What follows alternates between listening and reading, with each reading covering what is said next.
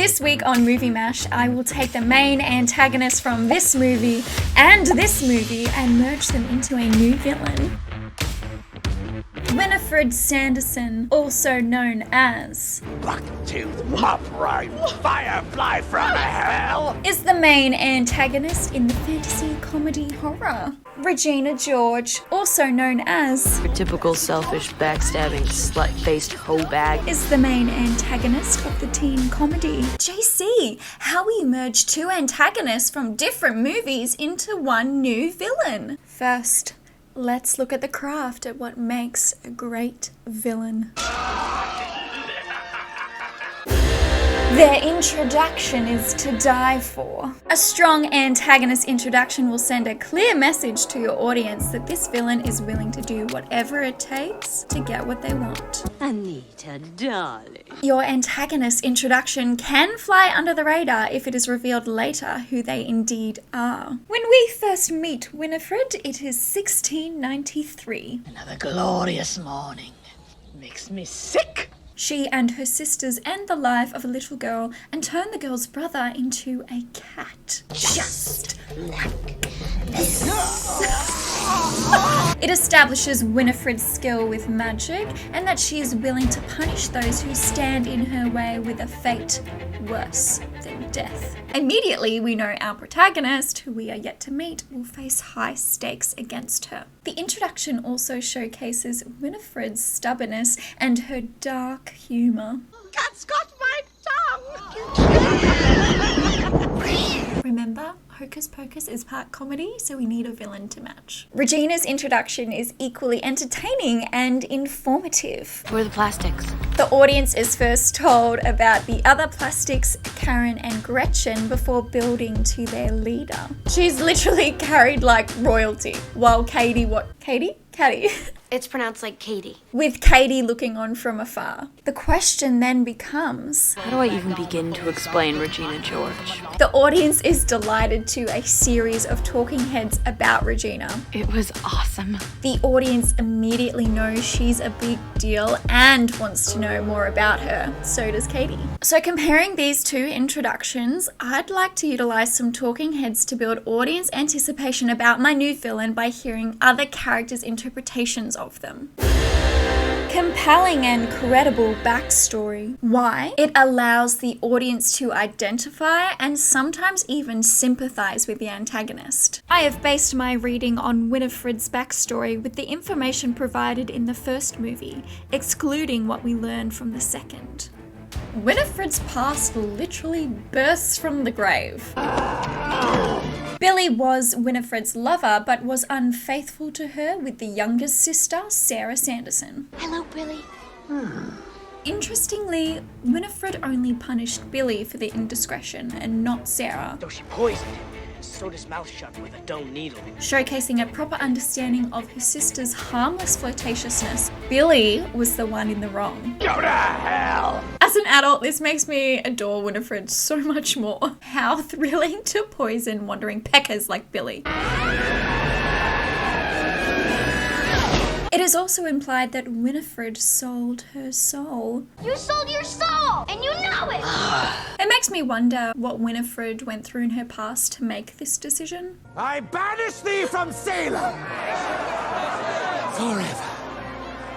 Regina comes from a wealthy family, but not everything is as shiny as it seems inside their enormous mansion. I mean, her parents totally don't sleep in the same bed anymore, if that's what you mean. Overly easygoing and obliging parents could explain Regina's expertise in manipulating and controlling others. It was my parents' room, but I made them trade me. She's had years of mastering it. So comparing these two backstories, I'm going to take some inspiration from Winifred and how she put her lover into the grave. No, that is not what happened. Having my new villain kill someone who is close to them is a tangible way to raise interest from the audience. Most importantly, a backstory helps the audience understand the following key thing that makes a great villain. Motivation.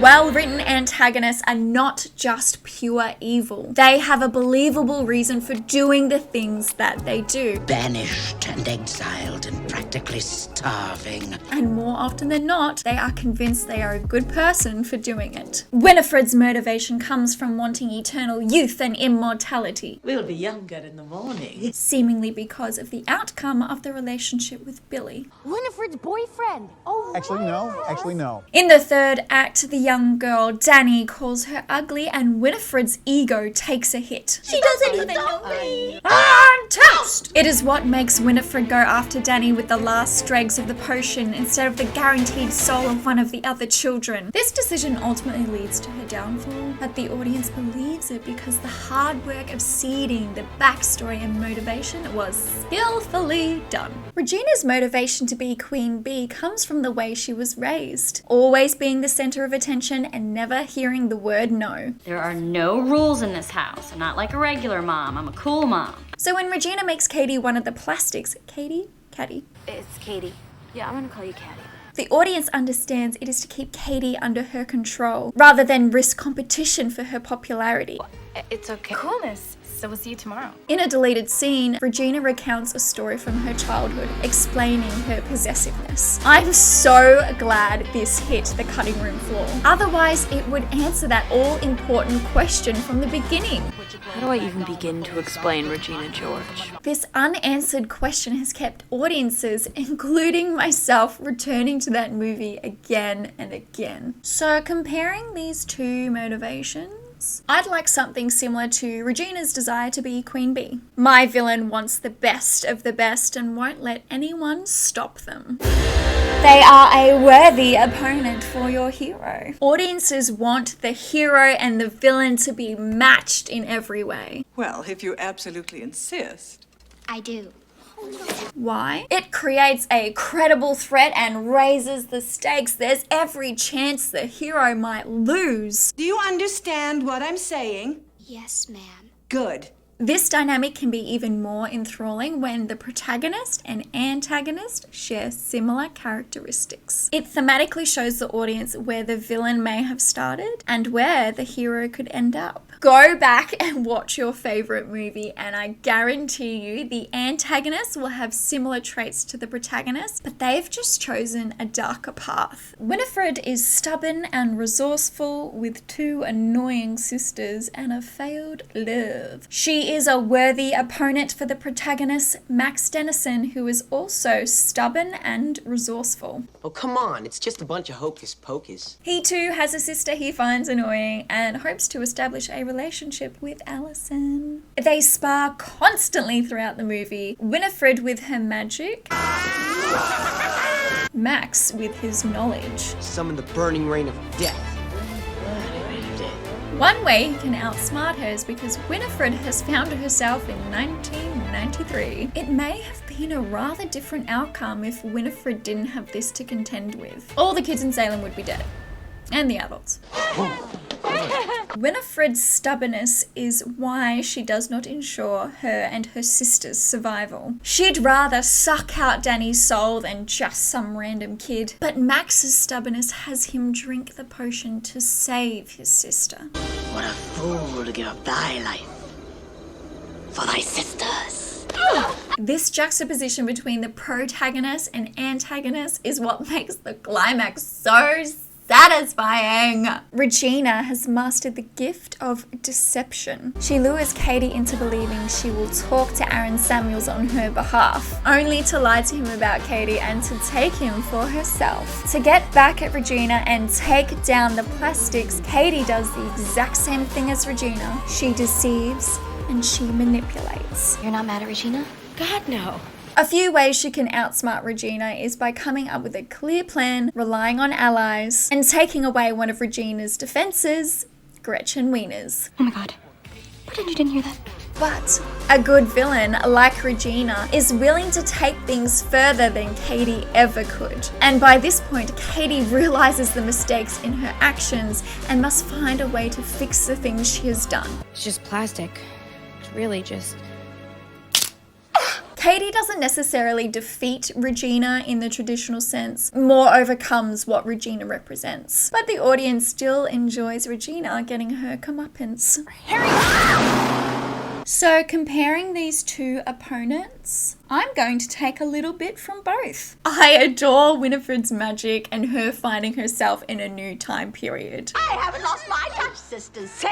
And I find the deception from the protagonist and antagonist in Mean Girls so deliciously juicy and exciting. Regina says everyone hates you because you're such a slut. My new villain will surely give the hero one hell of a fight. They have likable qualities. One surefire way to have an interesting villain and to keep your audience guessing is to have them be kind and not just for show. Winifred's admiration for her master is so endearing and entertaining. It makes her so relatable as a character. Like, who hasn't idolized someone? Master, I thank thee. Also, her evident love and grief for her mother add an interesting layer. Mother. It may explain why Winifred just doesn't ditch her sisters, her family, despite their obvious incompetency. The way Regina speaks her mind is something to be admired. It's not going to happen. I'm not advocating for some of the truly horrible things she says, just more the confidence behind it. One example is when she calls out Jason for how he has treated her friend Gretchen. He cannot blow you off like that.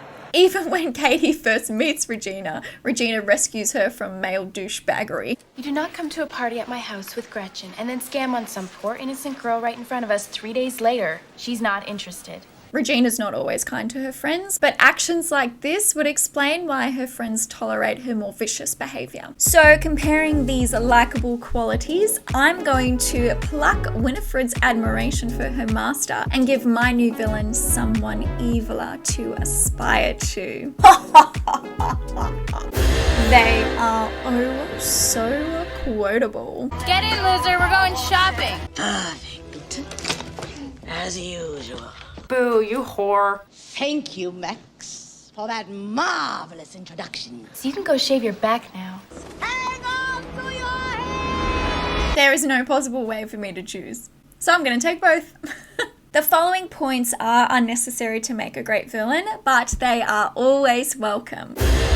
Give them an entourage of sidekicks. Mary Sanderson and Sarah Sanderson are Winifred's sisters. Will you just stop that? I need to concentrate. She needs to concentrate. Mary always offers Winifred emotional support and contributes to the group with her keen sense of smell.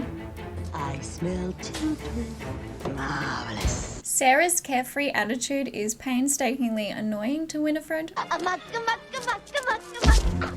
but her unique powers of luring children with her singing voice make up for it. While Mary and Sarah tend to cause nothing but trouble for their elder sister, what makes them great lackeys is their loyalty and dedication to Winifred's plan. Evil plan. Evil, evil plan. We fly! On what? Plus, they break out into these hypnotizing harmonies. Gretchen Wieners and Karen Smith faithfully follow Regina. So much so, they abide by an interesting list of rules. On Wednesdays, we wear pink. Gretchen, like Mary, offers Regina unlimited emotional support. Regina, wait. Talk to me. However, it is mostly unreciprocated, causing Gretchen to crack Say crack again. and unwillingly expose one of Regina's secrets. Karen, like Sarah, is shown as clueless and ditzy. And it seems to me she doesn't have a malicious bone in her body, she's just easily influenced by others. I can put my whole fist in my mouth. Want to see? For my villain, I'm going to create two sidekicks. One like Sarah, who is carefree, flirtatious, and useful to the cause with a unique skill. And the other is like Gretchen, who is eager to please my villain, but holds secrets the protagonist can use to their advantage. Don't tell her I told you that. They have a cool object that resembles power. Winifred has her magic spell book. It is what ensures her and her sister's resurrection. Ooh, make thyself known. And the connection shared between Winifred and this powerful object allows the witches to find Max. However, another downfall for Winifred is her reliance on the spell book. If she had memorized all those pages, then it wouldn't have mattered when Max stole it. Oh my god, I remember this. Regina has the burn book. It is rumours, stories, and gossip about all the girls that go to her high school, collated by the members of the Plastics. This object lures Katie into the insidiousness of the group. You let it out, honey. Put it in the book.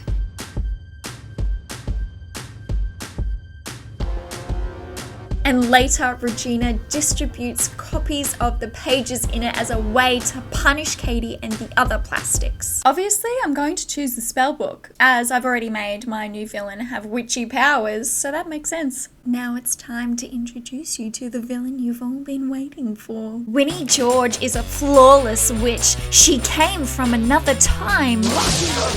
She has a wicked tongue and makes you do things you don't want to do.